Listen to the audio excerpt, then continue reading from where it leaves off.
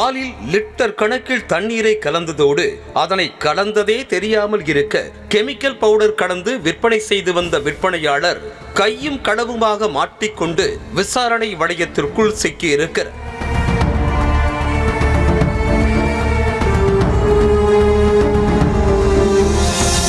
தென்காசி மாவட்டம் சுந்தரபாண்டியபுரத்தில் உள்ள அன்னை முதியோர் இல்லத்தில் கெட்டுப்போன அசைவ உணவு அருந்தி 4 பேர் உயிரிழந்த சம்பவத்தின் எதிரொலியாக மாவட்டம் முழுவதும் உணவு பாதுகாப்புத்துறை அதிகாரிகள் சோதனை மேற்கொண்டு வருகின்றனர்.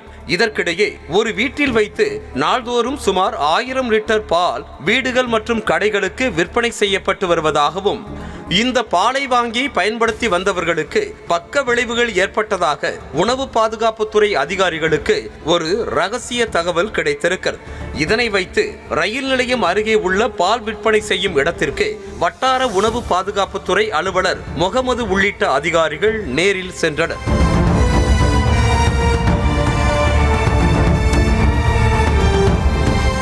விற்பனைக்காக ஆட்டோவில் ஏற்றி எடுத்துச் செல்ல முயன்ற 300 லிட்டர் பாலை எடுத்து வந்த உணவு பாதுகாப்புத்துறை அதிகாரிகள் ஆய்வு செய்த போது கெமிக்கல் பவுடர் கலந்து விற்பனைக்கு அனுப்பி வைக்கப்பட்டது தெரிய வந்தது. உடனடியாக இந்த சம்பவம் குறித்து தென்காசி போலீசாருக்கு தகவல் அளித்ததோடு பாலை எடுத்து அடுத்த கட்ட ஆய்வுக்கு அனுப்பி வைத்தனர். அதாவது பாலில் என்ன மாதிரியான கெமிக்கல் பவுடர் கலந்துள்ளனர், அதன் விளைவுகள் என்ன என்பது குறித்து தெரிந்து கொள்ள இந்த ஆய்வு மேற்கொள்ளப்படுகிறது.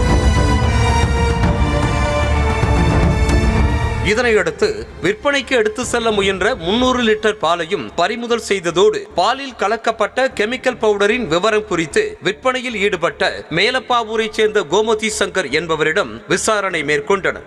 அப்போது மாதவ்தாஸ் மணிலால் அண்ட் கோ என்ற நிறுவனத்தின் பெயரில் வெளியாகும் கெமிக்கல் பவுடர் பயன்படுத்தப்பட்டது தெரிய வந்தது.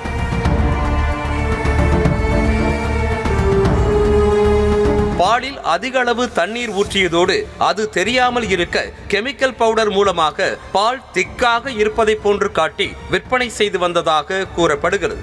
பால் ஆய்வுக்கு அனுப்பப்பட்ட நிலையில் முடிவு வந்தவுடன் சம்பந்தப்பட்ட கோமதி சங்கர் மீது உரிய நடவடிக்கை எடுக்கப்படும் என உணவு பாதுகாப்புத்துறை அதிகாரி தெரிவித்திருக்கிறார். அது சாம்பிள்ஸ் எடுத்து நம்ம லேபுக்கு அனுப்பிச்சிருக்கோம் சார். சரிங்க சார். ஆமா சார், டெஸ்ட் வந்ததுக்கு அப்புறம் தான் திட்டவட்டமா என்னன்னு தெரியும். ஏன்னா அந்த யூஸ் பண்ண அந்த நபருக்கும் அது என்ன பொருள்னு தெரியல, அந்த பொருளையுமே எதுவும் மென்ஷன் ஆகல.